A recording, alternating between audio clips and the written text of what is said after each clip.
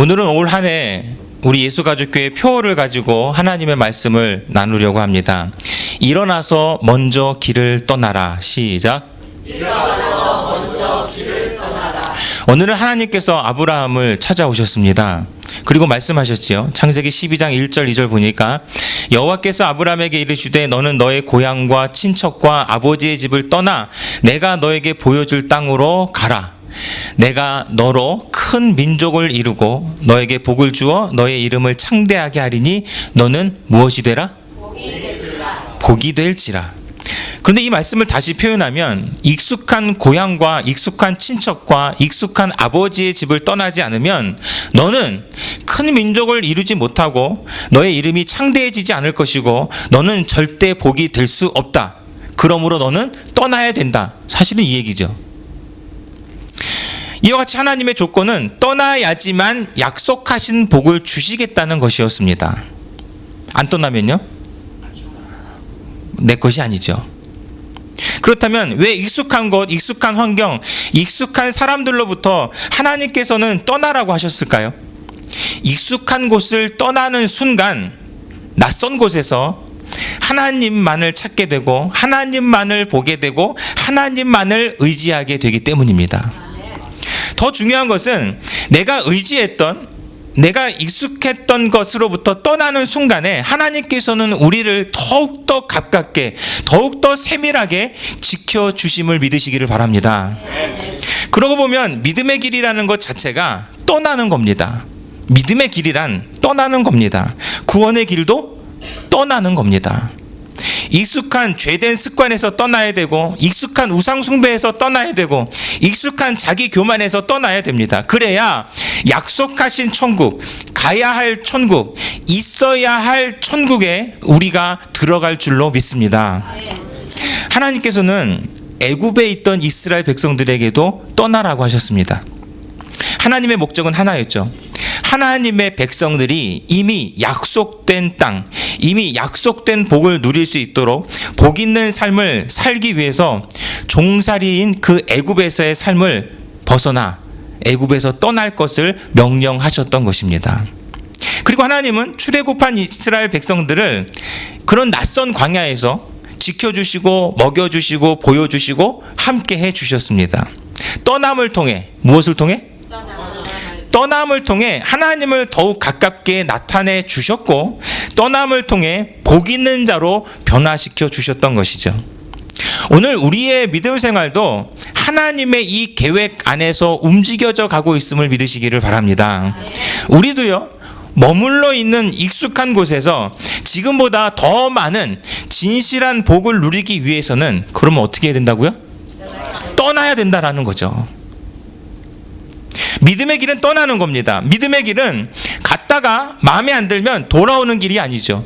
믿음의 길은 갔다가 시험 들었다고 옆길로 새는 것도 아닙니다.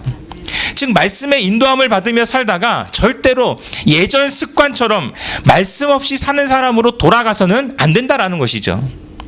기도의 깊이를 경험했으면서도 힘들다고, 기도해봤자 되는 일 없다고 시험 들어서 예전 습관처럼 기도 없이 사는 사람으로 돌아와서는 절대로 안 된다라는 것입니다. 때로는 귀찮을 수 있어요. 아우 지겨워. 아니 그런 생각 날 수도 있어요. 답답할 때도 있습니다. 아이 괜히 시작했나? 후회할 때도 있습니다. 그러나 그 길이 하나님이 명령하신 길이라면, 그러나 그 길이 하나님이 복을 주시는 길이라면, 그 길이 내가 사는 길이라면 우리는 반드시 예전으로 돌아가지 않는 믿음의 길을 가야 될 줄로 믿습니다. 말씀으로 날마다 하나님을 만나리라. 기도로 날마다 하나님을 만나리라. 날마다 그렇게 말씀과 기도를 향해 떠날 때에 어느 순간 우리는 이 살같이 빠른 인생길을 지나 천국에 가 있을 줄로 믿습니다. 2020년 새해, 그래서 우리는 떠나자는 것이죠. 새해라는 것은 새롭게 출발하는 출발점입니다. 편안하고 익숙한 지금의 나를 내려놓고 조금 불편하고, 아니 많이 불편할지라도 하나님을 향해 담대하게 떠날 수 있는 우리 모두가 되시기를 주님의 이름으로 축복합니다. 그런데 성경을 보니까요, 출발하라고 해서 출발했는데, 순종했는데 출발했다고 해서 모든 것이 다 내 마음대로 되지는 않더라는 것이죠.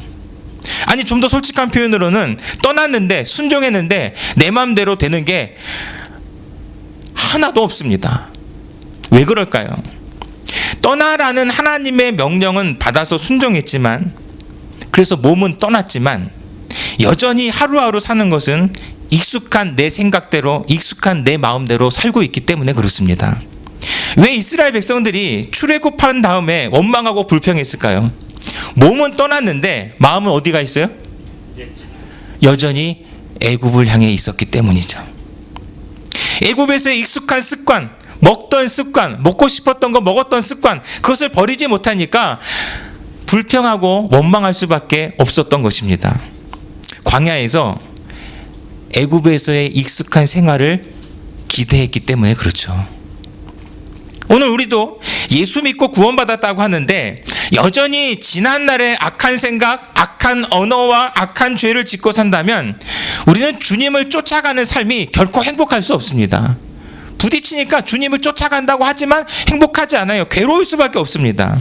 왜냐하면 들리는 말씀과 악하게 사는 내가 충돌하기 때문에 그렇죠. 그러면 당연히 교회 다니기 싫고 성경 공부하기 싫고 기도하기 싫고 결국은 믿음 생활과 멀어지는 것은 시간 문제죠. 죄된 습관은 반드시 버려야 한다. 시작. 죄된 습관은 반드시 버려야 한다. 그래서 하나님께서는 애굽을 떠난 백성들에게 바로 십계명을 주셨습니다. 애굽을 그리워하지 말고 말씀대로 살라는 명령이죠. 출애굽기 31장 18절 보니까 여호와께서 시내산 위에서 모세에게 이르시기를 마치신 때에 증거판 둘을 모세에게 주시니 이는 돌판이요 하나님이 친히 쓰셨대요. 하나님이 친히 쓰신 십계명 두 돌판 얼마나 귀합니까? 이것은 하나님과 이스라엘 백성들 사이의 약속입니다. 그런데 모세가 시내산에서 하나님을 만나서 이렇게 십계명을 받고 있는 그때에 이스라엘 백성들은 뭐 했느냐 하면 시내산에 올라간 모세가 안 내려오니까 답답해가지고 가지고 있던 금, 목걸이, 뭐 팔찌, 뭐 이런 거 다 빼가지고 녹여가서 금송아지를 만들어 놓고는 이것이 우리의 여호와다 이러면서 그 앞에서 춤추며 난리를 치고 있었습니다. 모세가 하나님이 친히 써주신 두 돌판을 가지고 내려오다가 이스라엘 백성들의 이 추악한 우상 숭배를 보고는 그만 가지고 있던 귀한 거죠. 그렇죠. 그 귀한 두 돌판을 던져서 깨뜨리고 맙니다. 모세 혼나야 돼요? 말아야 돼요? 혼났을까요? 안 혼났을까요? 모세가 화가 났죠. 분노했습니다. 애굽에서부터 시내산에 이르기까지 온갖 위험과 이 고난의 상황 속에서 백성들을 지키고 보호하신 하나님의 은혜를 생각할 때에 모세는 분노가 나타날 수밖에 없었죠. 그런데 말이죠. 이러한 모세의 행동에는 더 깊은 의도가 있었다라는 겁니다. 당시 모세가 들고 있었던 돌판에는 십계명, 그러니까 그 중에 우상 숭배를 완전히 단죄하는 규정이 있었죠. 우상을 만들어 섬기면 하나님께서 그 죄를 갚되 아비로부터 몇 대까지 이르게 한다 그랬죠? 3, 4대까지. 바로 제2계명입니다. 자, 출애굽기 20장 4절, 5절, 6절 볼게요. 너를 위하여 새긴 우상을 만들지 말고 또 위로 하늘에 있는 것이나 아래로 땅에 있는 것이나 땅 아래 물속에 있는 것에 무엇도 만들지 말라? 형상 만들지 말래요. 자, 5절. 그것들에게 절하지 말며 그것들을 섬기지 말라. 나 너의 하나님 여호와는 질투하는 하나님인즉 나를 미워하는 자의 죄를 갚되 아버지로부터 아들에게로 몇 대까지? 3, 4대까지 이르게 하거니와 6절 함께 있습니다. 나를 사랑하고 내 계명을 지키는 자에게는 1000대까지 은혜를 베푸느니라. 여러분, 지금 이 계명을 가지고 모세가 이스라엘 백성들에게 내려오고 있습니다. 그리고 언약을 맺어야 돼요. 그러면 이렇게 맺는 순간 이스라엘 백성들은 어떻게 돼야 돼요? 끝장나는 거죠. 그냥 당대 1대만 죽는 것이 아니라 3, 4대까지 그 죄의 저주 아래 놓여 있어야 된다는 거죠. 맞습니까? 그러므로 모세는 하나님과 맺은 언약을 모세 스스로가 파기하는 겁니다. 이거는 지금 맺어서는 안 된다. 이스라엘 백성이 3, 4대까지 멸망하는 것을 막기 위해서는 이 계명이 기록된 돌판이 깨질 수밖에 없는 것이죠. 그래서 하나님께서는 모세의 이 중심을 아셨는지 모세가 이 돌판을 부순 이것에 대해서 절대로 나무라지 않으시고 후에 다시 새로운 돌판을 주셨습니다. 성경을 보면 한 번도 하나님께서는 모세에게 너 감히 내가 준 걸 깨뜨려? 그게 어떤 건데? 이렇게 말씀하시지 않으셨어요. 혼내지 않으셨습니다. 그냥 처음처럼 돌판 둘을 만들어 와라. 내가 다시 써주겠다. 이는 모세의 그 거룩한 분노에 대해서 하나님께서 인정해 주셨기 때문이죠. 그렇게 하나님은 다시 십계명 두 돌판을 모세에게 주셨습니다. 신명기 10장 4절 함께 있습니다. 여호와께서 그 총회 날에 산 위 불 가운데에서 너희에게 이르신 십계명을 처음과 같이 그 판에 쓰시고 그것을 내게 주시기로. 결국 하나님께서는 모세 말을 들으시고 참으심으로 이스라엘 백성들을 멸하지 않으셨던 것이죠. 자, 그리고 오늘 본문의 말씀처럼 하나님께서는 모세에게 일어나서 백성들보다 먼저 길을 떠나라 라고 말씀하셨습니다. 새롭게 출발하라는 것이고 여전히 약속하신 복을 주시겠다 말씀하시는 거죠. 그래서 이 말씀처럼 올 한 해 우리 예수가족교회 목회 방향을 일어나서 먼저 길을 떠나라 이 말씀으로 정했습니다. 이 말씀은 이스라엘 백성들 전체에게 주신 말씀이 아니라 누구에게만 주셨을까요? 모세에게만 주신 겁니다. 일어나서 먼저 길을 떠나라. 왜냐하면 모세가 먼저 믿음의 길을 가면 나머지 백성들은 보고 듣고 쫓아갈 것이기 때문에 그렇죠. 오늘 예수가족교회가 이 명령을 받았으면 좋겠습니다. 일어나서 먼저 길을 떠나라. 시작. 일어나서 먼저 길을 떠나라. 먼저 가야 한다는 것이고요. 먼저 순종해야 한다는 것입니다. 아름다운 선례를 만들고 전능하신 하나님을 먼저 경험하고 보여주라는 것이죠. 그러면 다른 사람들이 보고 듣고 쫓아올 줄로 믿습니다. 그런데 먼저 떠나는 사람들이 지켜야 할 규칙이 있죠. 첫 번째로는 말씀을 앞세워 가야 됩니다. 민수기 10장 30절 33절 함께 있습니다. 그들이 여호와의 산에서 떠나 3일 길을 갈 때에 여호와의 언약궤가 그 3일 길에 앞서가며 그들의 쉴 곳을 찾았고, 그러니까 그들이 움직이는 맨 앞에 항상 말씀이 앞서갔다라는 겁니다. 이와 같이 예수가족교회는 말씀을 가르치고 배우며 그 말씀대로 살도록 하는 교회, 말씀을 가르쳐 지키게 하라. 시작. 말씀을 가르쳐 지키게 하라. 이것이 예수님의 마지막 지상 명령이죠. 말씀을 가르쳐 지키게 하는 것까지 하는 것. 그러므로 말씀을 지키며 사는 일에 우리는 최선을 다해야 될 줄로 믿습니다. 그러나 올해도 우리 몸은 우리가 말씀대로 살려고 하는 것을 아마 방해하고 막을 겁니다. 그럴 때 우리는 생각해야 되죠. 내가 내 몸이 하자는 대로 하는 사람인가, 말씀이 하자는 대로 하는 사람인가. 갈라디아서 5장 17절 함께 있습니다. 육체의 소욕은 성령을 거스르고 성령은 육체를 거스르나니 이 둘이 서로 대적함으로 너희가 원하는 것을 하지 못하게 하려 함이니라. 그러니까 육체의 소욕은 진짜 우리가 받고 누려야 할 그런 복을 막아버린다는 겁니다. 또한 돈이 가자는 대로 가지 말아야 되죠. 돈은 칼과 같아서요, 잘 쓰면 우리의 삶을 풍요롭게, 그리고 천국의 상급이 쌓이는 멋진 도구가 되지만 돈을 잘못 쓰면 타락하게 되고 악하게 되고 저주받게 되고 멸망하게 됩니다.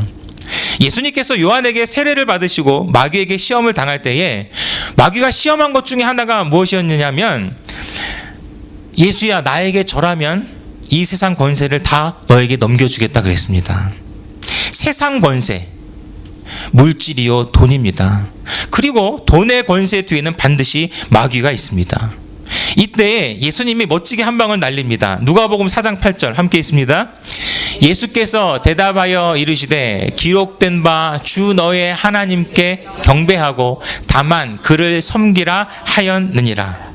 오직 하나님께만 경배하고 하나님만 섬기는 삶을 살 것이다. 이렇게 선포하신 것이죠. 여러분, 돈은요 절대로 하나님을 의지하게 하지 않습니다. 돈은 돈을 의지하게 만들고 돈을 가지고 있는 나를 의지하게 만듭니다. 결국은 돈이 하자는 대로 가는 것이죠. 최근에 한국에 이런 일이 있었잖아요. 매년 어려운 이웃을 위해서 이름 없이 성금을 내는 사람이 있었는데, 매년 내니까 이것을 알고 있는 어떤 사람이 그거 갖다 놓을 때까지 며칠을 기다리고 있다가 갖다 놓으니까 그걸 훔쳐서 달아났어요. 그러다 잡혔죠. 누구는 돈을 이웃을 사랑하고 위로하고 격려하는 데 쓰려고 하고, 누구는 돈을 자기를 위해서, 자기 욕심을 위해서 쓰려고 이제 훔치기까지 합니다. 결국 이 도둑은 돈만 보이고 돈만 필요하니까 돈이 하자는 대로 돈을 훔친 것이죠. 이렇듯 여러 가지가 있겠지만 우리의 믿음 생활을 방해하는 요소, 가장 큰 두 가지를 뽑는다면 바로 내 몸과 돈입니다. 그래서 우리는 다짐해야 되죠. 말씀이 이끄는 대로 몸을 쓰고, 시작. 말씀이 이끄는 대로 몸을 쓰고 말씀이 이끄는 대로 돈을 다스리자, 시작. 말씀이 이끄는 대로 돈을 다스리자.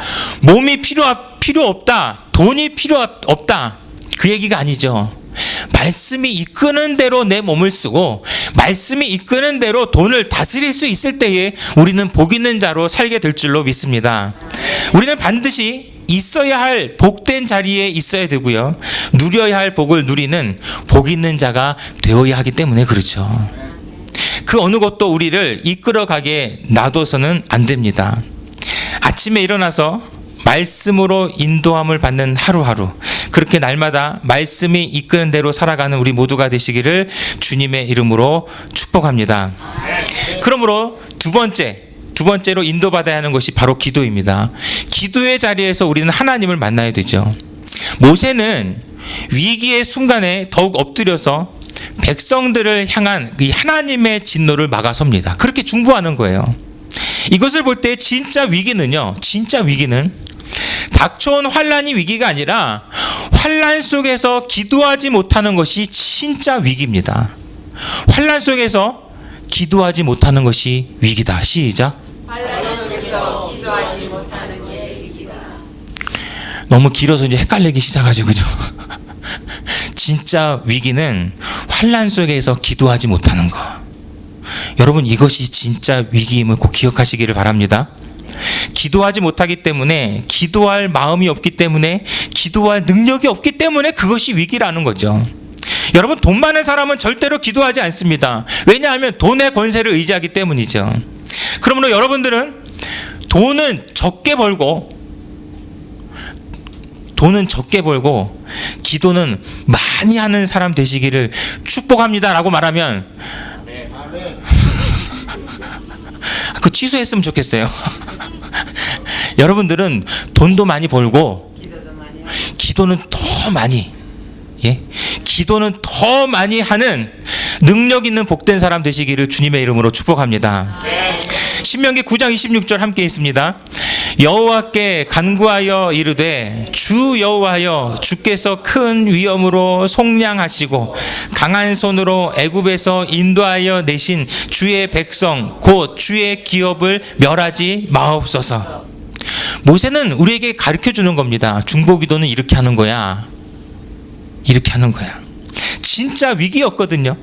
하나님께서 금송아지 보고 이것이 여호와다, 우리를 애굽에서 인도해낸 여호와다, 그 앞에서 춤추며 난리치는 백성들을 보시면서 진멸하겠다라고 말씀하셨어요. 그러면 다 죽고 누구만 살아요? 그러면 그럼 모세 혼자 살잖아요. 진짜 위기였는데 그 위기를 극복하는 방법이 뭐냐? 바로 하나님께 기도했다라는 겁니다. 그러므로 기도할 수만 있다면 절대 포기하지 말자는 것이죠. 기도할 수만 있다면 우리는 포기할 이유가 없습니다. 기도할 수만 있다면 절대로 소망이 됨을 믿으시기를 바랍니다. 그렇게 기도의 인도함을 받는 우리 모두가 되시길 주님의 이름으로 축복합니다. 이제 마지막으로 우리가 있어야 할 자리, 복 있는 곳으로, 복을 누리는 곳으로 가기 위해서는 따라합니다. 함께 가야 한다. 혼자 가면 안 됩니다. 출애굽했는데 다 죽고 남은 자가 모세 한 명이면 하나님의 꿈은 무너진 것이죠. 그래서 모세는 간절히 중보했고 하나님도 모세의 기도를 받으실 수밖에 없는 겁니다. 왠지 아시죠? 같이 함께 가야 하기 때문에 그렇습니다. 복 있는 자리도 함께 가야 되고요. 복을 누리는 자리도 함께 가야 됩니다. 천국도 함께 갑시다. 함께 가자는데 굳이 안 가겠다고 버틴길 이유가 뭐가 있냐는 거죠. 그렇죠? 상담가 이 폴트루니에가 이런 말을 했어요. 세상에 절대 혼자 할 수 없는 것 두 가지. 뭘까요? 첫째는 결혼, 둘째는 신앙생활. 맞죠? 절대 혼자 할 수 없다. 결혼 절대 혼자 할 수 없습니다. 혼자 할 수 없기 때문에 내 주장만 하면 깨지고 맙니다. 같이 함께 서로의 시선을 맞추어 갈 때에 행복을 만들어내고 그 행복을 찾아가는 것, 찾은 것이 아니에요. 행복을 찾아가는 것이 결혼 생활이죠. 신앙생활도 마찬가지입니다. 함께 같이 해야 주님의 사랑을 더욱더 풍성하게 나누고 누리게 될 줄로 믿습니다. 동일하게 여기서도 조심해야 될 것이 있다면 내 주장만 옳다고 여겨서는 안 되죠. 서로 존중함으로 목적지까지 가야 됩니다. 그런데 이 얘기 한번 들어보세요. 고슴도치 아시죠? 고슴도치가 추운 겨울에는 추위를 이기기 위해서 서로 모여든다고 합니다. 추우니까 서로 붙는데 붙다 보니까 서로에게 상처가 난다는 거죠. 문제는 내가 찌른 것은 생각 못하고 내가 찔린 것만 생각하니까 너 왜 나 찔러? 하고 서로 원망하다가 아침이 되면 둘 다 죽는다는 거예요. 말이 그렇다는 얘기예요. 진짜 죽는다는 얘기가 아니라 또 고슴도치, 정윤초 목사 그러는데 고슴도치가 아침에 다 죽었대. 그러지 마시고 말이 그렇다는 얘기입니다. 그런데 이 얘기가 우리의 삶 속에서 얼마든지 일어날 수 있고 일어나고 있는 아픔이라는 얘기죠. 정말 그래요. 내가 찌른 것은 생각 안 하고 내가 찔린 것만 생각하는 것. 그런데 이런 모습으로는 부부 생활이 행복할 수 없죠. 이런 모습으로는 교회 생활이 행복할 수 없습니다. 올 한 해 함께 해야 하는 가정에도 물론이고 함께 가야 하는 우리 교회에서도 이 생각을 꼭 품고 같이 행복하게 갔으면 좋겠습니다. 찔린 것만 생각하지 말고 찌른 것도 생각하자. 시작. 뭐 그렇게 찌른 거면 찌른 뭐 그러니까 강조하실 필요 있어요? 이 마음만 품고 가도 원망과 불평과 분노가 사그러지고 위로와 격려와 사랑이 우리 모두를 더욱 빛나게 해줄 줄로 믿습니다. 여러분 새해 복 많이 받으세요 라는 말은 굳이 또 따지자면 복을 받아야 되는 사람이라는 의미가 있습니다. 그렇죠? 새해 복 많이 받으세요 얘기는 복을 받아야 된다라는 전제가 깔려 있다라는 얘기예요. 그런데요, 우리는 다 최고의 복을 받은 사람들입니다. 바로 예수 믿고 구원받은 사람들이죠. 그러므로 최고의 복을 받은 우리는 복을 받는 게 목적이 아니라 복을 누리는 게 목적입니다. 아니 이 와중에 아멘을 한 분도 안 하시면 어떡해. 우리는 이미 최고의 복을 받은 사람이기 때문에 복 받으세요 이 말이 의미가 없어요. 중요한 건 복을 누려야 된다는 것이죠. 지난번에도 말씀드렸잖아요. 돈 10,000불 가지고 있으면서도 굶어 죽는다는 거 바보 아니에요? 바보잖아요. 어리석은 거죠. 마찬가지예요. 몇십 년 아니 평생 교회 다녀놓고도 지옥 간다. 다를 게 뭐가 있어요? 바보 아니에요? 우리 조윤선 집사님이 아주 리얼하게 고개를 끄덕이시네요. 10,000불 가지고서 굶어 죽는 것과 평생 몇십 년 교회 간혹 다녀놓고도 지옥 간다라는 것은 정말 어리석고 바보 같은 짓 아니냐라는 것이죠. 왜냐하면 누릴 줄 모르면 안 가진 것과 똑같다라는 겁니다. 맞습니까? 인정하십니까? 누릴 줄 모르면 아무 소용 없는 거예요. 안 가진 것과 뭐가 다릅니까? 그래서 우리는 복을 누리는 자리로 나아가야 된다는 것이죠. 복 받지 말고 복을 누리시다.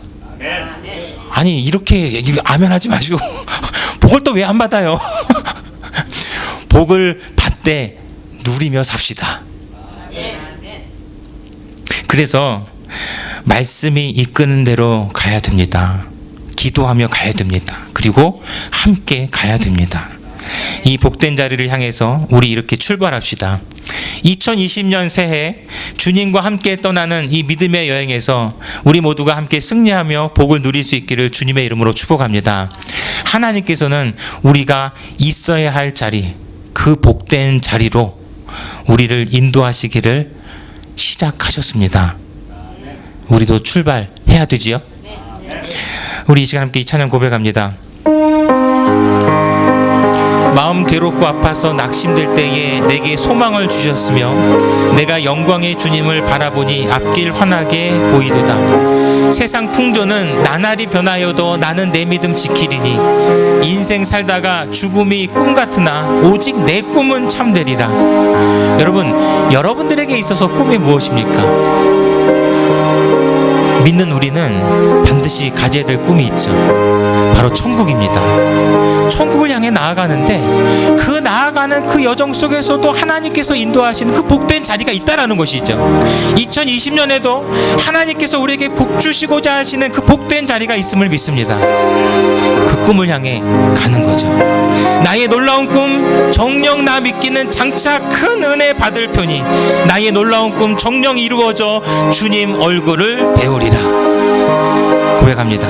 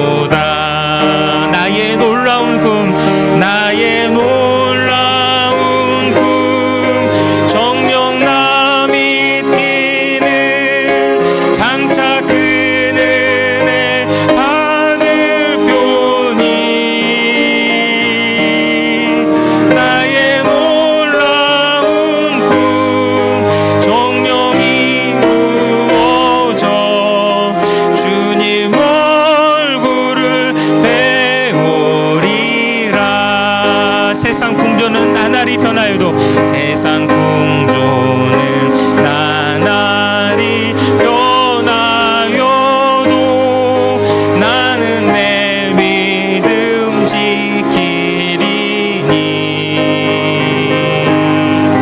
인생 살다가 죽음이 꿈 같으나 오직 내 꿈은 참되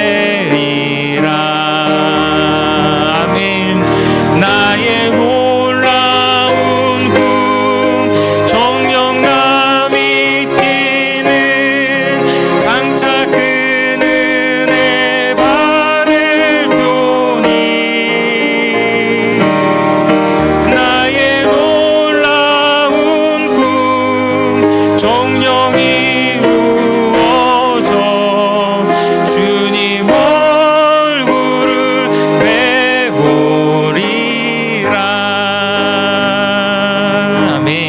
오늘 말씀 기억하며 함께 기도하기를 원합니다. 하나님께서는 오늘 우리에게도 떠나라고 말씀하십니다. 익숙한 죄에서 떠나 익숙한 세상 습관을 떠나 우리가 진짜 있어야 할 믿음의 자리를 향해 나아가라는 것이죠. 하나님이 우리 편이 되어 주실 것이고 하나님이 길을 열어 주실 것이고 하나님의 전능하신 능력을 우리에게 보여주실 것입니다. 내 몸이 하자는 대로 말고요, 내 돈이 하자는 대로 가지 말고요, 말씀을 따라갑시다. 기도하며 갑시다. 함께 갑시다. 우리가 변하고 우리 가정이 변하고 우리 교회가 변함으로 하나님의 살아계심을 보여주는 우리 모두가 되게 하여 주시옵소서. 우리 주여 삼창하고 기도합니다.